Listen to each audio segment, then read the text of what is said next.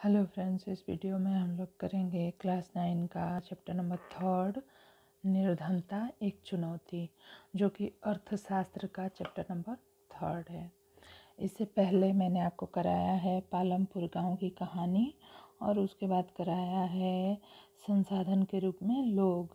तो वो वीडियो आपने नहीं देखा तो ज़रूर से मेरे चैनल पे जाके देखिए और मेरे चैनल को सब्सक्राइब करिए, लाइक करिए और शेयर करिए। निर्धनता किस तरह से एक चुनौती बन जाती है, यहाँ पे हम लोग यही चर्चा करने वाले हैं। इस अध्याय में निर्धनता के विषय में चर्चा की गई है, जो स्वतंत्र भारत के सम्मुख सर्वाधिक कठिन चुनौती है। जब हमारा देश आज़ाद हुआ उस समय निर्धनता बहुत ज़्यादा थी। उदाहरणों द्वारा इस बहुआयामी समस्या की चर्चा करने के पश्चात यह अध्याय सामाजिक विज्ञान में निर्धनता के प्रति दृष्टिकोण की भी चर्चा करता है। भारत में तथा विश्व में निर्धनता की प्रवृत्तियों को निर्धनता रेखा की अवधारणा के माध्यम से समझाया गया है। निर्धनता के कारण क्या क्या है, सरकार उन निर्धनता का निवारण करने के लिए क्या क्या उपाय सरकार ने किए हैं, इस पे हम लोग चर्चा करेंगे। ठीक है, तो चलिए परिचय से समझते हैं कि निर्धनता किस तरह की है। आप इस फोटो में भी देख सकते हैं। अपने दैनिक जीवन में हम अनेक ऐसे लोगों के संपर्क में आते हैं जिनके बारे में हम सोचते हैं कि वे निर्धन हैं। वे गांव के भूमिहीन श्रमिक भी हो सकते हैं। जैसे गांव में जो लोग रहते हैं, बहुत सारे लोग ऐसे होते हैं जिनके पास भूमि नहीं होती है। शहरों की भीड़ भरी झुग्गियों में रहने वाले लोग भी होते हैं। वे निर्माण स्थलों के दैनिक वेतन भोगी श्रमिक भी हो सकते हैं और ढाबे में जो काम करने वाले बाल श्रमिक भी। वे चिथड़े में बच्चे उठाए भिखारी भी हो सकते हैं। ठीक है, और या फिर हम अपने चारों ओर निर्धनता देखते हैं। वास्तव में देश का हर 5वां व्यक्ति निर्धन है। इसका अर्थ यह है कि वर्ष 2011-12 में भारत में मोटे तौर पर 270 मिलियन या 270 करोड़ लोग निर्धनता में जीते हैं। 2011 में जो जनसंख्या का कैलकुलेशन हुआ था, जनसंख्या का मतलब गिनती हुई थी, तो उस समय जो है कि उसमें 270 करोड़ लोग जो है निर्धनता में जी रहे थे। इसका यह भी अर्थ है कि विश्व में भारत सबसे अधिक निर्धनों का संकेंद्रण है। तो मतलब कि यह भारत देश के सामने एक गंभीर चुनौती है। अब जैसे निर्धनता को हम किसी कहानी से, किसी निर्धन व्यक्ति के जीवन से भी समझ सकते हैं। उसके लिए यहाँ पे हम कुछ देखेंगे। 33 वर्षीय रामशरण, 33 वर्ष का है रामशरण, झारखंड में रांची के निकट गेहूं के आटे की एक मिल में दैनिक श्रमिक के रूप में काम करता है, जहाँ पे गेहूं से आटा बनाया जाता है। जब कभी उसे रोजगार मिलता है तो वह एक महीने में लगभग 1500 रुपये कमा लेता है। यह 6 सदस्यों के परिवार को चलाने के लिए पर्याप्त नहीं, जिसमें उसकी पत्नी 6 माह के से 12 वर्ष तक की आयु के 4 बच्चे शामिल हैं। उससे रामगढ़ के समीप, अब आप यहाँ पे देख सकते हैं रामशरण की कहानी का फोटो है। रामशरण 33 वर्ष का है, उसके 4 बच्चे हैं और वो आटे की मिल में काम करता है। निर्धनता उसके लिए कैसे एक चुनौती बन गई, यहाँ पे हम देखेंगे। गांव में रह रहे अपने माता पिता के लिए भी पैसे भेजना पड़ता है। उसके भूमिहीन श्रमिक पिता अपने जीवन निर्वाह के लिए रामशरण और हजारीबाग में रह रहे उसके भाई पर निर्भर हैं।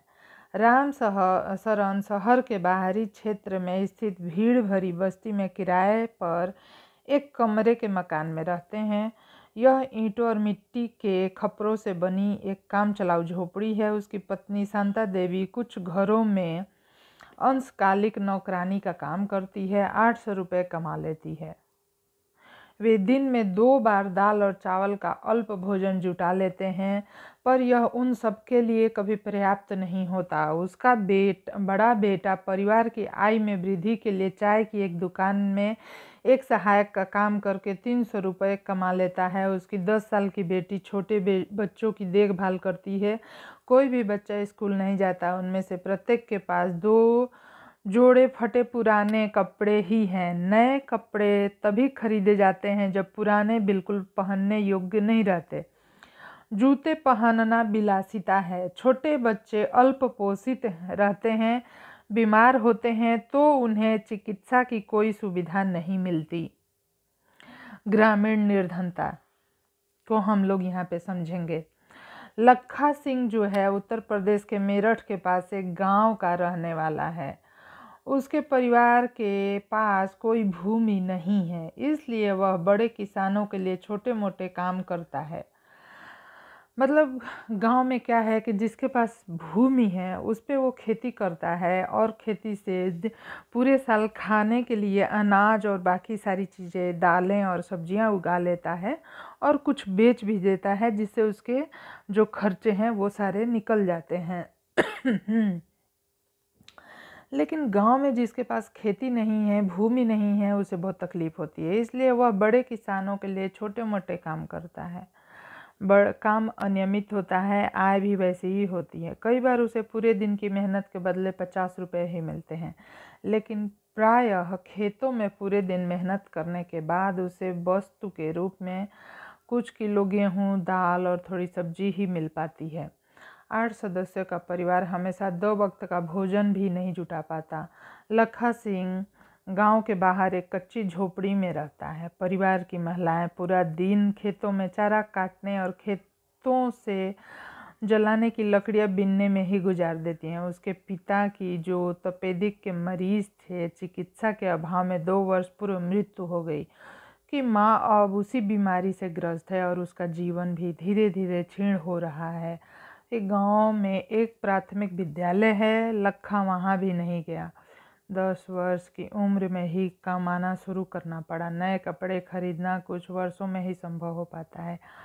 परिवार के लिए साबुन और तेल भी एक विलासिता है।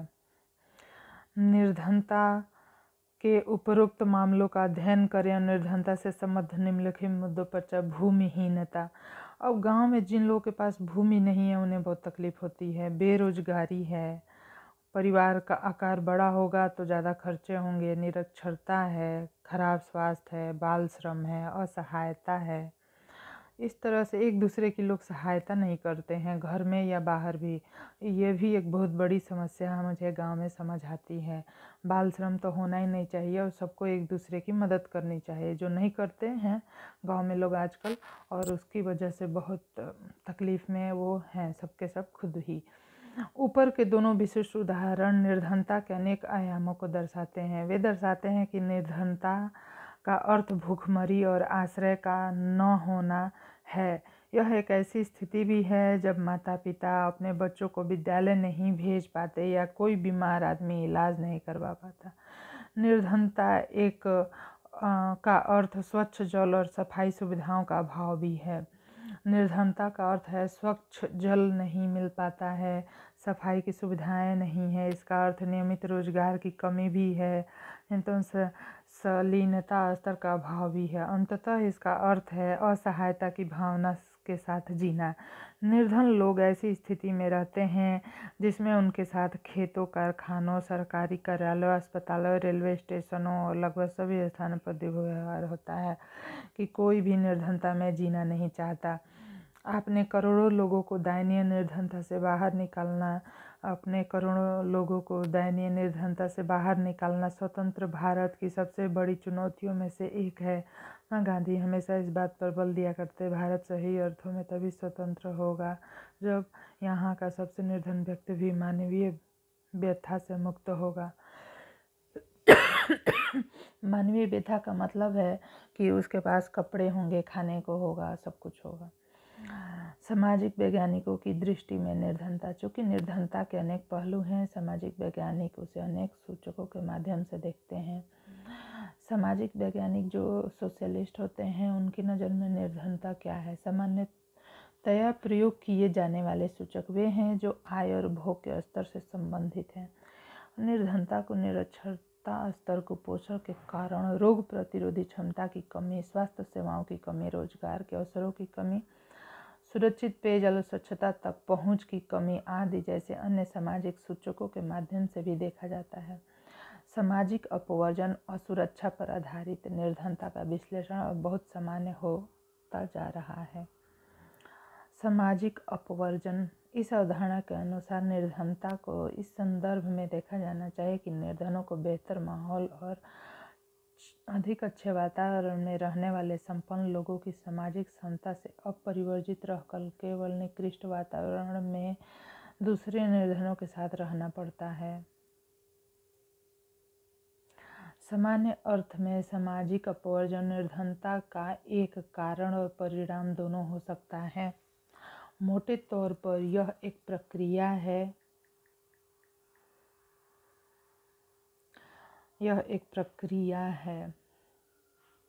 के माध्यम से व्यक्ति या समूह उन सुविधाओं, लाभों, अवसरों से अपवर्जित रहते हैं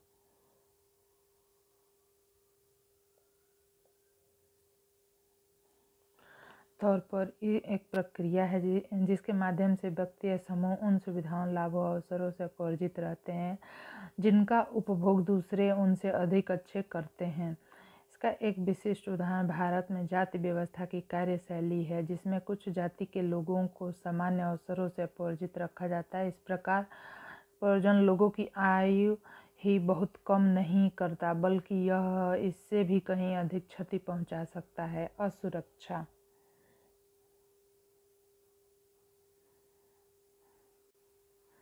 निर्धनता जो है असुरक्षा भी पैदा करती है।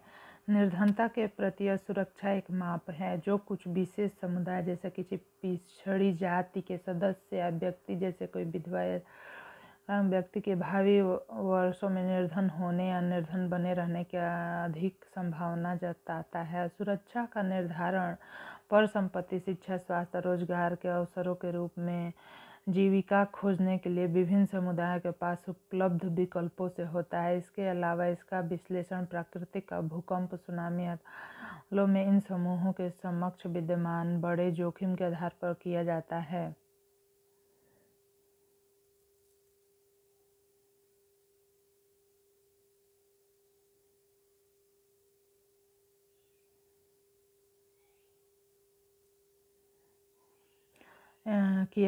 अतिरिक्त विश्लेषण जोखिम से निपटने की उनकी सामाजिक और आर्थिक क्षमता के आधार पर किया जाता है। वास्तव में जब सभी लोगों के लिए बुरा समय आता है, चाहे कोई बाढ़ हो, भूकंप हो या फिर नौकरी की उपलब्धता में कमी, दूसरे लोगों की तुलना में अधिक प्रभावित होने की बड़ी संभावना का निरूपण ही असुरक्षा है। निर्धनता रेखा किसे कहते हैं?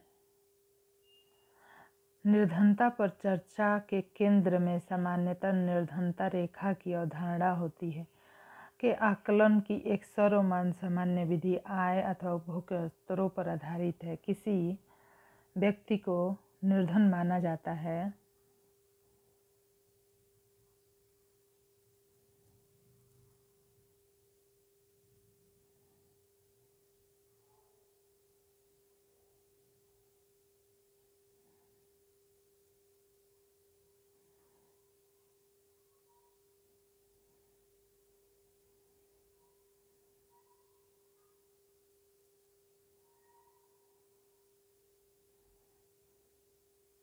निर्धनता रेखा क्या होती है? किसे निर्धनता रेखा माना जाता है व्यक्ति को जैसे निर्धनता रेखा क्या होती है?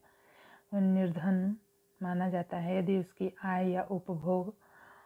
कब निर्धन माना जाता है? जब उसकी आय या उपभोग स्तर किसी ऐसे न्यूनतम स्तर के नीचे गिर जाए जो मूल आवश्यकताओं के लिए दिए हुए समूह को पूर्ण करने के लिए आवश्यक है।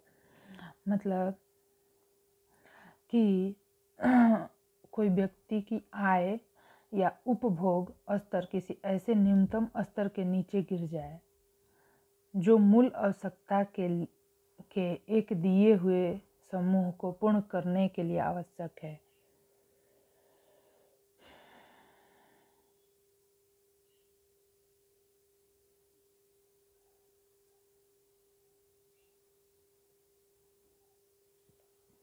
मतलब कि जब कोई व्यक्ति इतना भी नहीं कमा पाता कि वो अपनी आवश्यकताओं की पूर्ति कर सके,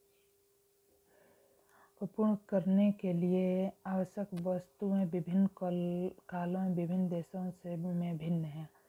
काल एवं स्थान के अनुसार निर्धनता रेखा भिन्न हो सकती है। प्रत्येक देश एक काल्पनिक रेखा का प्रयोग करता है जिसे विकास एवं स्वीकृति न्यूनतम सामाजिक मानदंडों के वर्तमान स्तर के अनुरूप माना जाता है।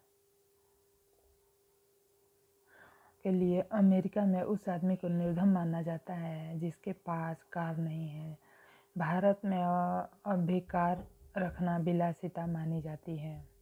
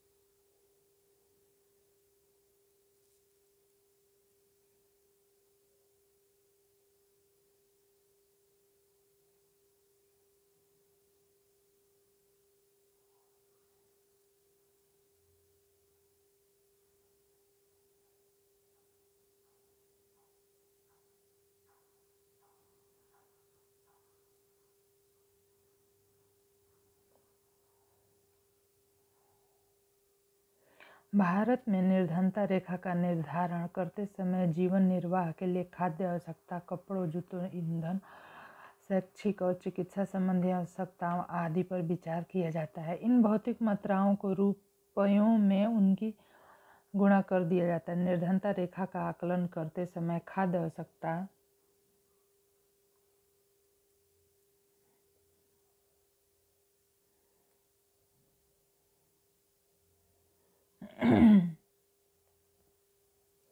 तो यहाँ पे हम देख रहे हैं कि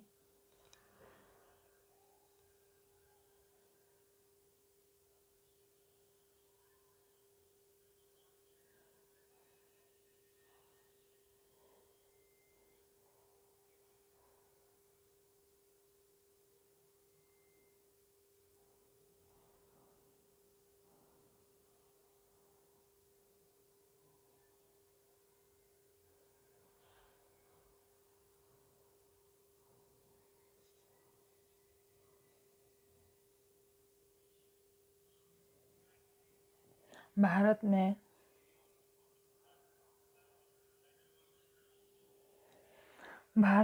निर्धनता रेखा निर्धारण करते समय जीवन निर्वाह के लिए खाद्य आवश्यकता, कपड़ों, जूतों, ईंधन, प्रकाश, शैक्षिक एवं चिकित्सा संबंधी आवश्यकताओं आदि पर विचार किया जाता है। इन भौतिक मात्राओं को रुपये में तो से गुणा कर दिया जाता है। निर्धनता रेखा का आकलन करते समय खाद्य आवश्यकता के लिए वर्तमान सूत्र वांछित कैलोरी आवश्यकताओं पर आधारित है।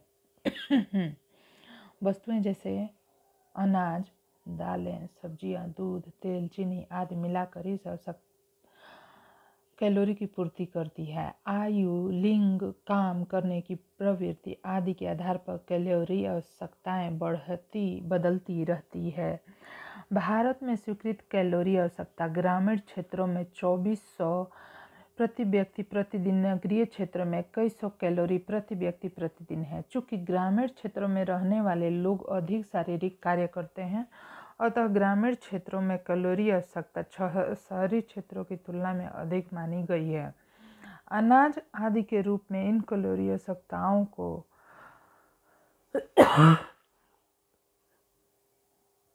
के लिए प्रति व्यक्ति मौद्रिक आय को कीमतों में वृद्धि को ध्यान में रखते हुए समय समय पर संशोधित किया जाता है।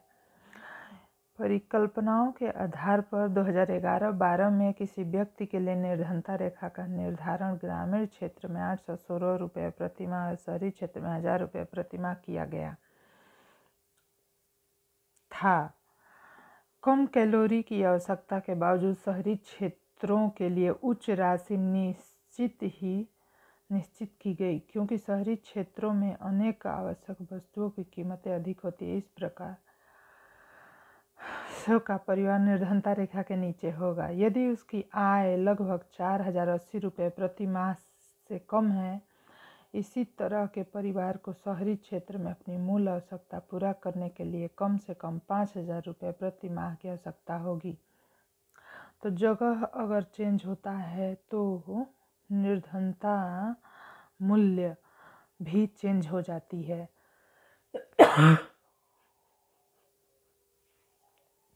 जैसे शहरों में के लिए निर्धनता कब है? जब कोई व्यक्ति 5000 रुपये से कम कमाता है प्रति माह, तो वो निर्धन कहलाएगा।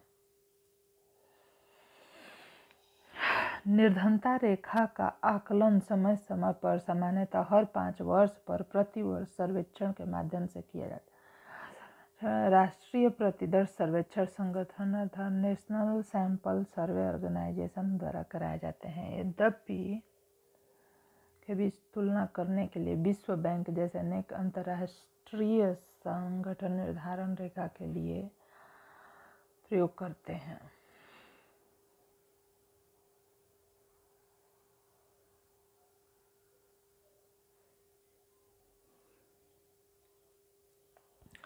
तो यह सर्वेक्षण राष्ट्रीय प्रतिदर्श सर्वेक्षण संगठन national sample survey organisation NSSO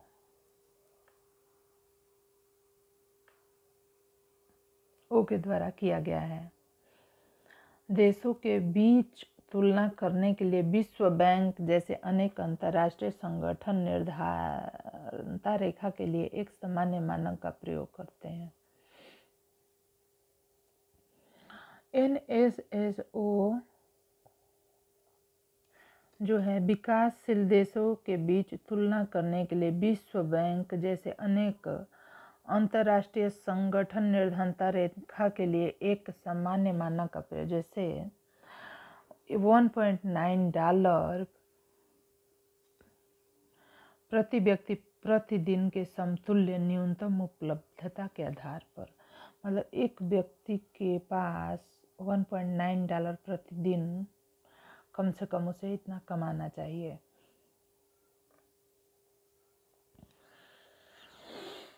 निर्धनता के अनुमान तालिका 3.1 से स्पष्ट है कि भारत में निर्धनता अनुपात में वर्ष 1993-94 में लगभग 45% से वर्ष 2004-05 में इतना प्रतिशत तक महत्वपूर्ण गिरावट आई।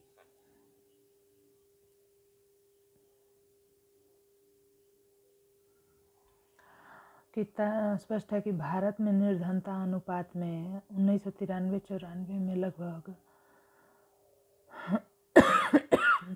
मतलब 93-94 में 45% लोग निर्धन थे और 2004-05 में 37.2% निर्धन थे। 2011-12 में निर्धनता रेखा के नीचे के निर्धनों का अनुपात और भी गिर कर 22% पर आ गया। यदि यह प्रवृत्ति रही तो अगले कुछ वर्षों में निर्धनता रेखा के नीचे की संख्या 20% से भी नीचे आ जाएगी। यद्यपि निर्धनता रेखा से नीचे रहने वाले लोगों का प्रतिशत पूर्व के 2 दशकों 1973 से 93 में गिरा है। निर्धनता लोगों की संख्या वर्ष 2004-05 में 407 मिलियन से गिरकर 207 मिलियन होगा और 2011-12 में, जिसमें औसतन 2% वर्ष के बीच में हुई थी। ठीक है। और सुरक्षित समूह में कौन कौन से आएंगे ये भी देख लेंगे। और ये भी निर्धनता अनुपात, निर्धनों की संख्या करोड़ में। तो ये देखिए वर्ष 93-94 में ग्रामीण में 50% लोग निर्धन थे और शहर में 32%। 4-5 में 42 हो गए, गांव में 26 हो गए, शहर में। अब देखिए 11-12 में ग्रामीण लोग 26% निर्धन है और 14% शहरों में। निर्धनों की संख्या देखा जाए तो करोड़ में, ये करोड़ में है, घटती गई है।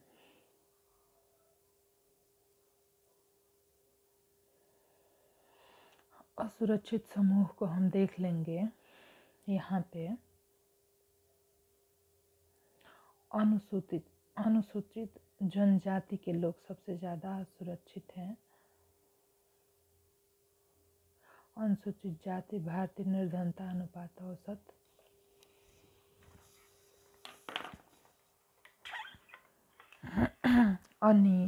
अनियत कृषि श्रमिक,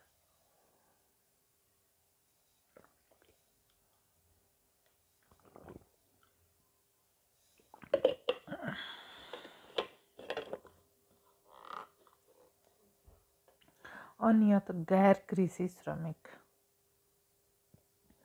निर्धनता रेखा के नीचे के लोगों का अनुपात भी भारत में सभी सामाजिक समूहों ठीक वर्गों में एक समान नहीं। जो सामाजिक समूह निर्धनता के प्रति सर्वाधिक असुरक्षित हैं वे अनुसूचित जाति, अनुसूचित जनजाति के परिवार हैं। इसी प्रकार आर्थिक समूहों में सर्वाधिक असुरक्षित समूह ग्रामीण श्रमिक परिवार, नगरीय अनियत मजदूर परिवार है।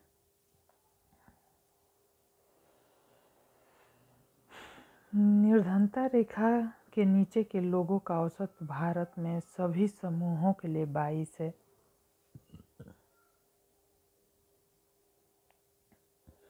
मैं शहर में भी पर्याप्त पैसा प्राप्त नहीं कर सका।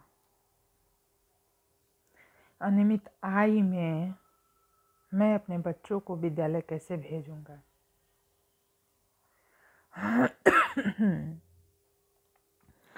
इन सामाजिक समूहों के अतिरिक्त परिवार में भी आय असमानता है। निर्धन परिवार में सभी लोगों को कठिनाइयों का सामना करना पड़ता है, लेकिन कुछ लोग दूसरों से अधिक कठिनाइयों का सामना करते हैं। कुछ संदर्भों में महिलाओं, वृद्ध लोगों, बच्चों परिवार के उपलब्ध संसाधनों तक पहुंचने से वंचित किया जाता है। शिव रमन की कहानी। शिव रमन तमिलनाडु में करूर कस्बे के निकट एक छोटे से गांव में रहता है। करूर हथकरघा और बिजली करघा के कपड़ों के लिए प्रसिद्ध है। गांव में 100 परिवार रहते हैं। शिव रमन और आयुर्थांथिया मोची जाति का है और अब वह 60 रुपये प्रतिदिन के हिसाब से एक खेतिहर मजदूर के रूप में काम करता है, लेकिन उसे यह काम वर्ष में मात्र 5 या 6 महीने मिलता है। अन्य समय में वह गांव में दूसरे छोटे मोटे काम करता है। शशिकला भी उसके साथ काम करती है, लेकिन इन दिनों उसे कभी कभी ही काम मिल पाता है। यदि मिलता भी है तो उसी काम के लिए जो शिरोमन करता है उसे प्रति 100 रुपये प्रतिदिन मिलते हैं और परिवार में 8 सदस्य हैं। शिरोमन की 65 वर्ष की विधवा माँ बीमार है और प्रतिदिन के काम में उसे सहायता की आवश्यकता पड़ती है। वह बहन है, उसे अपने 4 बच्चे हैं जिसकी आयु 1 से 16 वर्ष के बीच है और सबसे छोटा बेटा है। कोई भी लड़की विद्यालय नहीं जाती। विद्यालय की पुस्तकें और खरीदना विलासिता उसके बस से बाहर है। फिर एक दिन उनकी शादी भी करनी है, इसलिए वह अभी इनकी शिक्षा पर खर्च नहीं करना चाहता।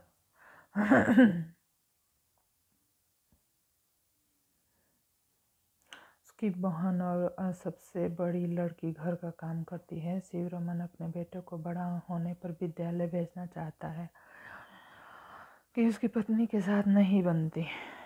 उसके पत्नी के साथ नहीं है। शशिकला उसे एक बोझ समझती है, लेकिन शिव रमन धन की कमी के कारण एक कोई योग्य वर नहीं ढूंढ पा रहा है। यद्यपि उसके परिवार को 2 जून की रोटी का प्रबंध करना कठिन हो रहा है।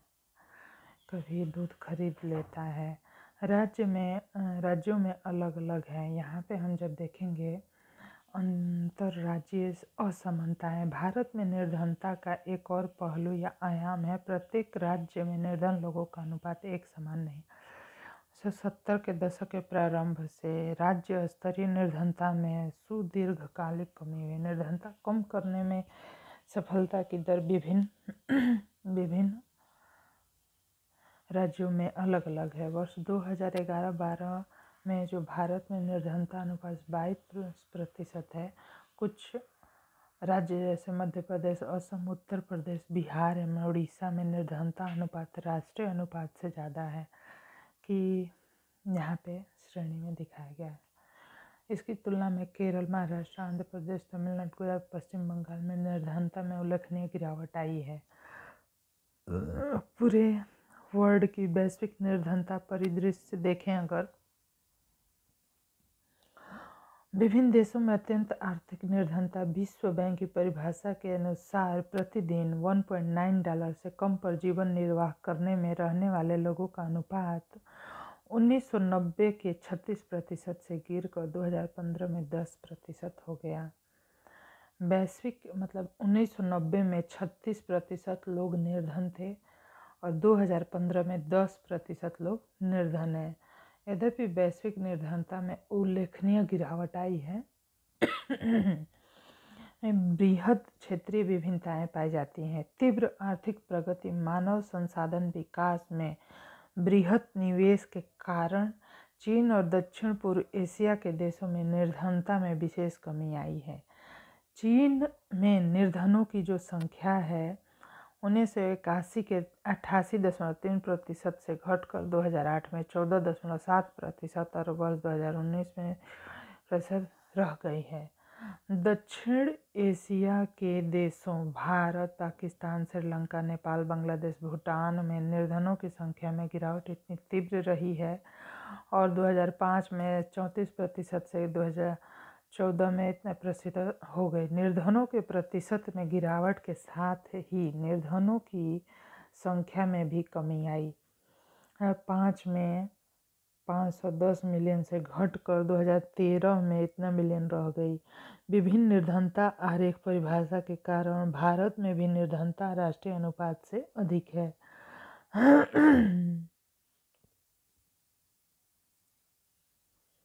अब सहारा अफ्रीका में निर्धनता जो है वास्तव में 2005 के अंक से घटकर 18 में 40% हो गई है।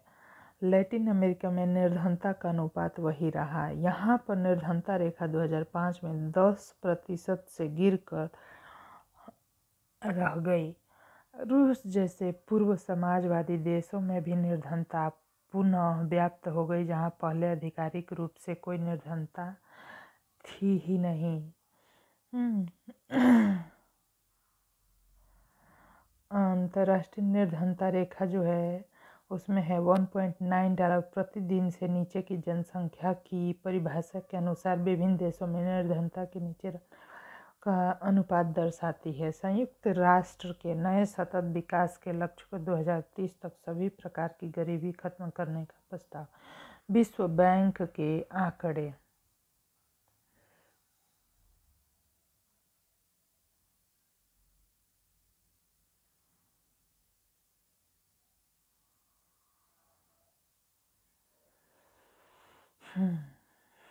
अब यहाँ पे हम देखेंगे विश्व बैंक के आंकड़े 2019 में और प्रतिशत यहाँ पे देखेंगे 5, 2010, 2013, 15 और 19 में। तो दक्षिण एशिया का यह जो है प्रतिशत गिरता हुआ यहाँ पे आ गया है। लैटिन अमेरिका एंड कैरेबियन में, और उसके बाद सहारा, सब सहारा अफ्रीका ये है, और उसके बाद है पूर्व एशिया एवं प्रशांत, और ये है चीन का। ये विश्व बैंक के आंकड़े हैं 2019 के।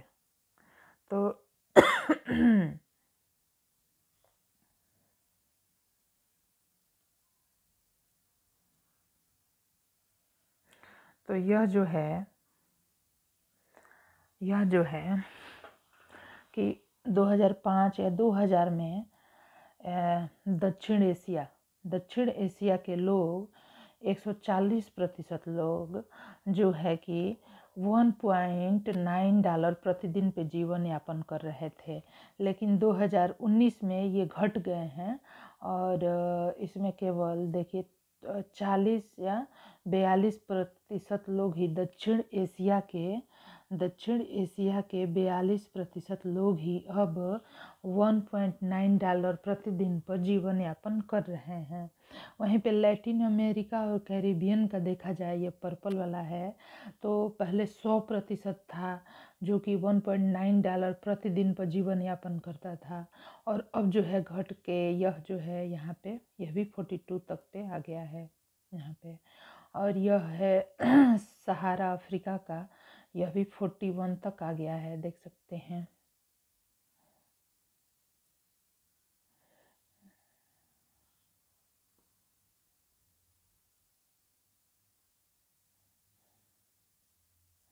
फोर्टी वन पे आ गया है। ये सहारा अफ्रीका का। पूर्व एशिया एवं प्रशांत में देखा जाए रेड वाला है, तो ये पहले 40% लोग 2005 या उससे पहले 40% लोग $1.9 पर जीवन यापन कर रहे थे प्रतिदिन का, लेकिन 2019 में 0% हो गए हैं, करीब 1-2%। और चीन का है 20% पहले गरीब थे, और अब जो है कि 2019 में 0 हो गया है।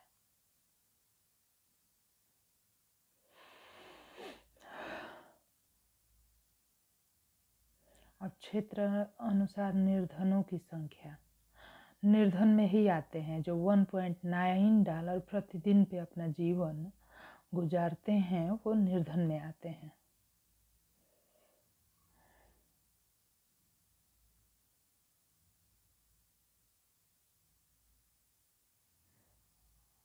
ये ग्राफ है।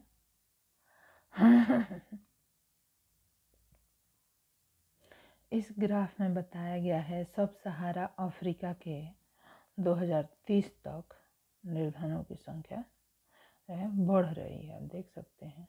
हाँ, बढ़ रहा है। ब्लू वाला दक्षिण एशिया का है, ग्रे और पर्पल वाला है मध्य पूर्व एवं उत्तर अफ्रीका, ग्रीन है लैटिन अमेरिका कैरेबियन, रेड है यूरोप एंड मध्य एशिया, और पर्पल है पूर्व एशिया एवं प्रशांत। भारत भी इसी में है।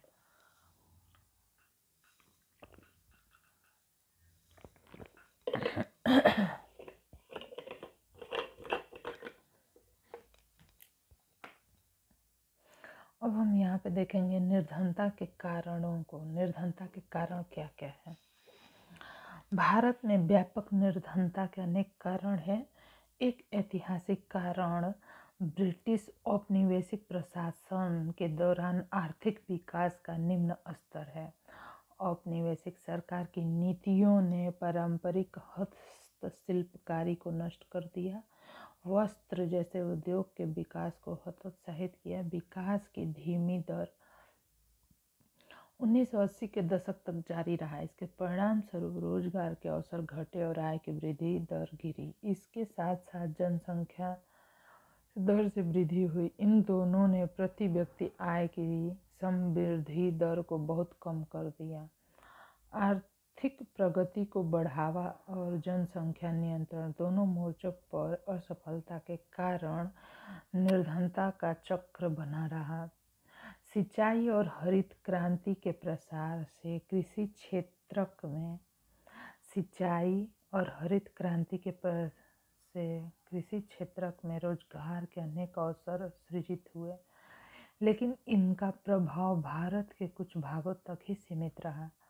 सार्वजनिक और निजी दोनों क्षेत्रों ने कुछ रोजगार उपलब्ध कराए, तलाश करने वाले सभी लोगों के लिए पर्याप्त नहीं हो सके। शहरों में उपयुक्त नौकरी पाने में अनेक लोग रिक्शा चालक, विक्रेता, गृह निर्माण श्रमिक, घरेलू नौकर आदि के रूप में कार्य करने लगे। अनियमित और कम आय के कारण ये लोग महंगे मकानों में नहीं रह सकते थे, घरों से बाहर झुग्गियों में रहने लगे। निर्धनता की समस्या जो मुख्य रूप से ग्रामीण पर घटना थी, नगरीय क्षेत्रों में भी एक विशेष बन गई। उच्च निर्धनता की दर एक और विशेष आय असमानता रही। दर की एक और विशेषता आय असमानता। एक प्रमुख कारण भूमि और अन्य संसाधनों का असमान वितरण है। अनेक नीतियों के बावजूद हम किसी सार्थक ढंग से इस मुद्दे से नहीं निपट सके। ग्रामीण क्षेत्रों में परिसंपत्तियों के पुनर्वितरण पर सुधार जैसी प्रमुख नीति पहल को ने प्रभावी ढंग से कार्यान्वित नहीं किया। भूमि संसाधनों की कमी निर्धनता का एक प्रमुख कारण रही। इस नीति का उचित कार्यान्वयन करोड़ों ग्रामीण निर्धनों का जीवन सुधार सकता था। अनेक अन्य सामाजिक, सांस्कृतिक और आर्थिक कारक भी निर्धनता के लिए उत्तरदायी हैं।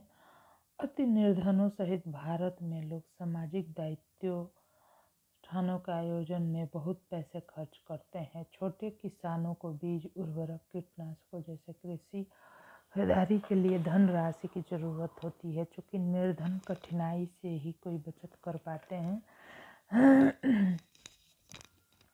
न भुगतान करने में असमर्थता के कारण वे ऋणग्रस्त हो जाते हैं। अतः अत्यधिक ऋणग्रस्तता निर्धनता का कारण व परिणाम दोनों है। निर्धनता निरोधी उपाय। निर्धनता को कैसे खत्म किया जा सकता है? निर्धनता उन्मूलन भारत की विकास रणनीति का एक प्रमुख उद्देश्य रहा। निरोधी रणनीति मोटे तौर पर दो कारकों, आर्थिक समृद्धि को प्रोत्साहन और लक्षित निर्धनता निरोधी कार्यक्रमों पर निर्भर है।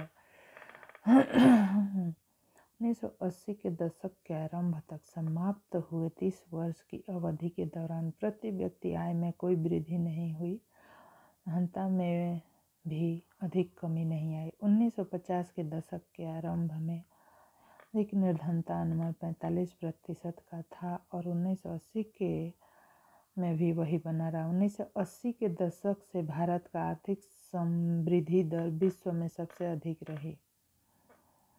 समृद्धि दर 1970 के दशक के करीब 3.5% के औसत से बढ़कर के दशक में 6% के करीब पहुंच गए। विकास की उच्च दर ने निर्धनता को कम करने में एक महत्वपूर्ण भूमिका निभाई। इसलिए यह स्पष्ट होता जा रहा है कि आर्थिक समृद्धि निर्धनता उन्मूलन के बीच एक घनिष्ठ संबंध है।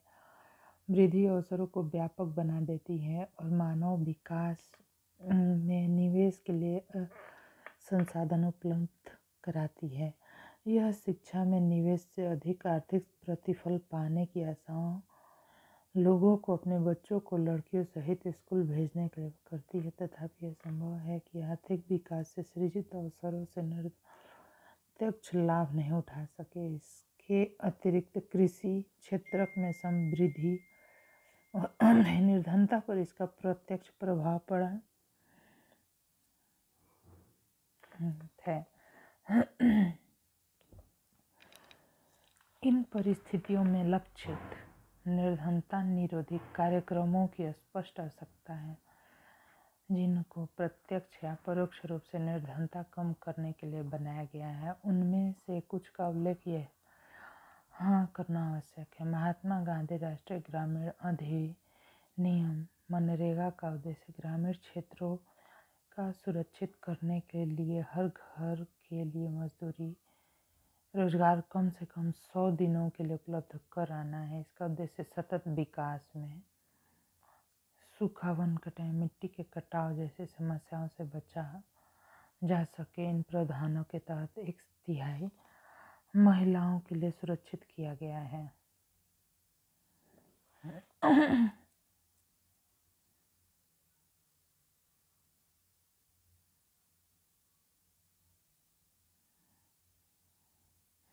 इस स्कीम के अंतर्गत 4.78 करोड़ परिवार को करोड़ प्रति व्यक्ति रोजगार उपलब्ध कराया गया। इस योजना के अंतर्गत अनुसूचित जाति, अनुसूचित जनजाति 23%, 17 और 35 रहा। औसतन रोजगार वर्ष 2006-07 में 65 रुपये से बढ़कर 32 रुपये 13-14 में कर दिया गया। हाल में ही मार्च 2018 में अकुशल मैनुअल श्रमिकों के लिए दर संशोधित कर दी गई। इन राज्यों एवं संघ शासित खासी प्रतिदिन हरियाणा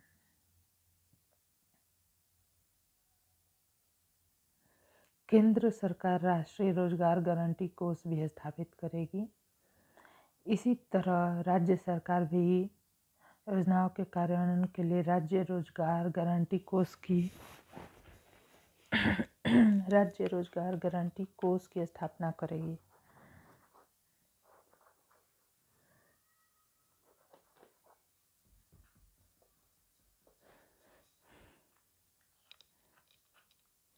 इसी तरह राज्य सरकारें भी योजना के कार्यान्वयन के लिए राज्य रोजगार गारंटी कोष की स्थापना करेगी। कार्यक्रम के अंतर्गत अगर आवेदक को 15 दिन के अंदर रोजगार उपलब्ध नहीं कराया गया तो वह दैनिक रोजगार भत्ते का हकदार होगा। एक और महत्वपूर्ण योजना राष्ट्रीय काम के बदले अनाज कार्यक्रम है। सबसे पिछड़े 150 जिलों में लागू किया गया था। वे ग्रामीण निर्धनों के लिए है जिन्हें मजदूरी पर रोजगार की आवश्यकता है और जो शारीरिक काम करने के इच्छुक हैं। इसका कार्यान्वयन 100% केंद्रीय वित्त पोष कार्यक्रम के रूप में किया गया। निःशुल्क उपलब्ध कराए जा रहे हैं।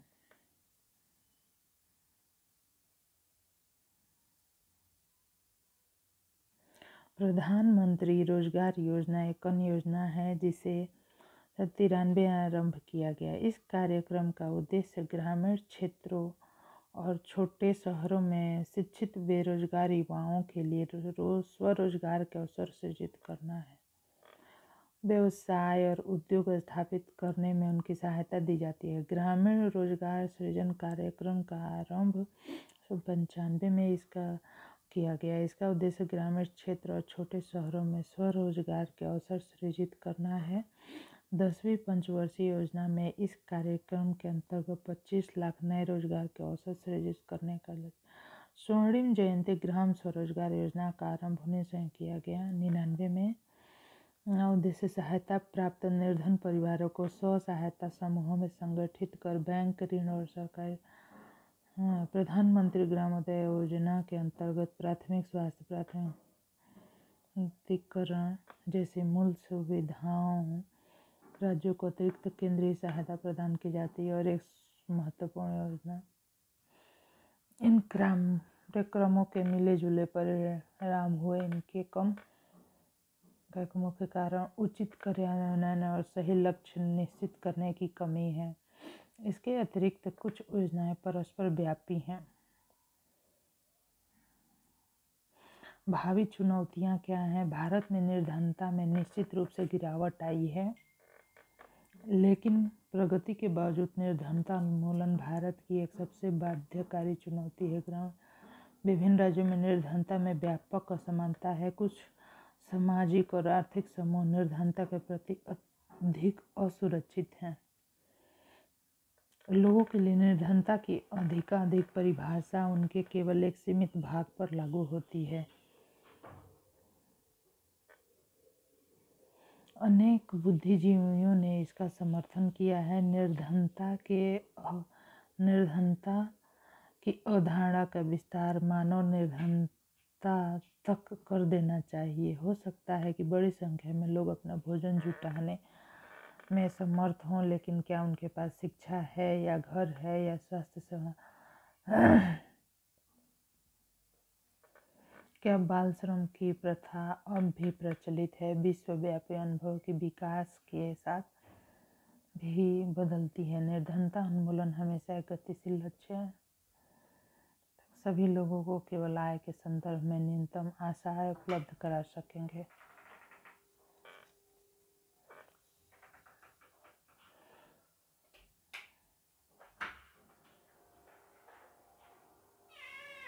तो फ्रेंड्स, अगले वीडियो में हम लोग जो है नेक्स्ट चैप्टर को करेंगे और इसके बारे में भी थोड़ी चर्चा करेंगे। ठीक है, धन्यवाद।